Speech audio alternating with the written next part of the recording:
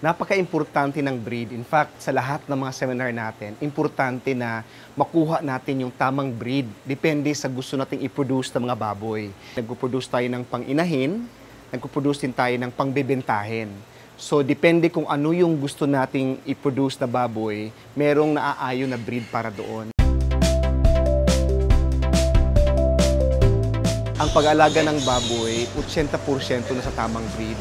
Kung tama yung breed na ilagaan natin, tuloy-tuloy na madali ang pag-alaga ng baboy. Sinasabi ko lagi, nagsisimula ang kalbaryo mo sa pag-alaga ng baboy pag hindi tama ngayong breed.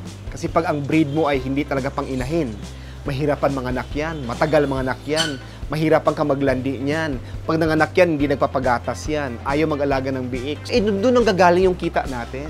So, importante talaga, yung record, tanungin natin. At kung walang record, yung mata natin, train tumingin ng magandang breed ng baboy. Kaya nga talagang tumutok tayo sa characteristics ng isang magandang dumalaga. Mahaba ang katawan, 120 kilos at 7 months. Kasi pag haba o laki, subjective yun eh. So, kailangan meron kang timbangan. Kasi may iba naman dyan, 9 months, wala pang 120. O naka-120 pero isang taon na palang edad. So, importante, alam natin. Nagtatanong tayo kasi negosyo ito. Ang ating pure ay large white yung babae at landrace yung lalaki. Okay, yung barako. Yung anak nun, kadalasan tawag natin dyan, yun yung mga F1 or first generation. Yung F1, kadalasan ay bumabagsak ang performance ng 10%. So, meaning, for example, kung ang pure na nanay ay tumitimbang ng 150 kilos at 7 months. Ang potential niyan ay 15 piglets na pinapanganak tuwing anakan. Ang anak niya na F1, bababa ng 10% ang performance. Ang F1 mo ay nasa 40 na lang. Ang timbang niya ay bumababa. Ang F1 ay nasa 140 kilograms na lang. Pag binread mo ulit yung F1, ang tatay uli ay landrace or large white kasi gusto mo ma-maintain pa rin yung dugo ng landrace large white. Ang anak nun, ang tawag nun F2. Ang F2 nun, pababa pa rin ang performance. Yung F2 mo, nasa mga 130 kilograms na lang, paliit ng paliit. Yung kanyang potensyal din na magbigay ng dami ng biik, 13 na lang dito sa F2. Kaya kadalasan, yung F2, yun na yung terminal sow ng mga malalaking farms. Yun na yung huling-huling pwedeng gawing nanay. Yung mga anak ng F2 ay pangbebentahin na. Pangpalengke na yan. So, kung ginawa mong nanay yung pangpalengke na, that means hindi ka na makakuha doon ng malaking mga baboy na umabot ng 120. Hindi ka na makakuha doon ng marami kong mag-anak kasi yung kanilang dugo hindi na talaga makapagbigay ng ganong potensyal. Kaya importante na talaga mag-develop ka ng pang-inahin, ang alagaan mo ay pang-inahin, kung gusto mo ang anak noon ay talagang pang-inahin. So, kailangan pumili tayo ng mga breed na talagang pangnanay. At dalawang breed sa Pilipinas ang napaka-common kasi nandoon yung mga characteristics ng magandang nanay. Number 1 dyan ay yung large white o yung Yorkshire. Kasi yung large white o yung Yorkshire, yun yung talagang pinakamataas ang estrogenic characteristics. Ano ba yung estrogenic? Ang estrogen kasi ang hormone ng nanay. Hormone ng babae. So, pag mataas ang characteristics ng hormone ng babae, natural yan na malaki silang baboy kasi pangnanay sila. So makikita mo talaga ang target natin dyan ay kung sila ay dumalaga, nasa mga 7 months, no? Physically mature na sila, kailangan ang pinakamababang timbang nila ay 120 kilos. Ang mga large white ay known talaga yan na mababait kasi nga with the estrogenic characteristics, they are very good mothers and malakas sila magatas. So with that comes na napakaganda ng kanilang number of mga mammary glands o yung suso ng mga baboy, well-developed, well-spaced, at hindi bababa sa 7 pares. Yun yung kagandahan sa mga good mothers like large white. Ang large white naman ay meron ding kahinaan, okay? Maraming large white din naman ang hindi masyadong mahaba ang katawan.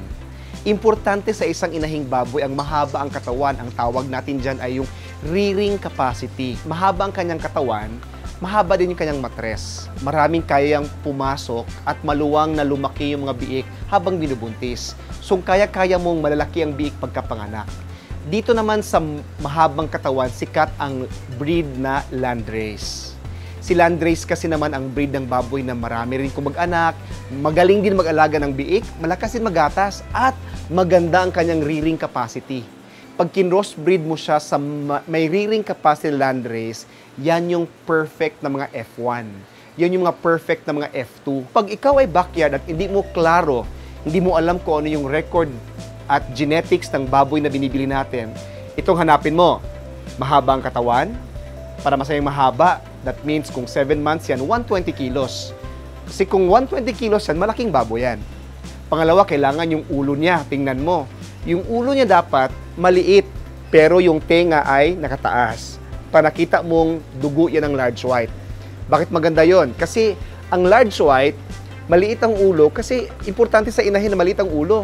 Kasi habang nagbubuntis yan, mabigat ang kanyang binubuntis, mabigat na yung kanyang katawan, mabigat pa yung ulo, ayaw nang tumayo nan. So pag siya naging inahin, malakas magatas, marunong mag-alaga ng biik. Hanggat may sumususong biik, pinapasuso nila, hindi sila kuripot sa kanilang pagagatas.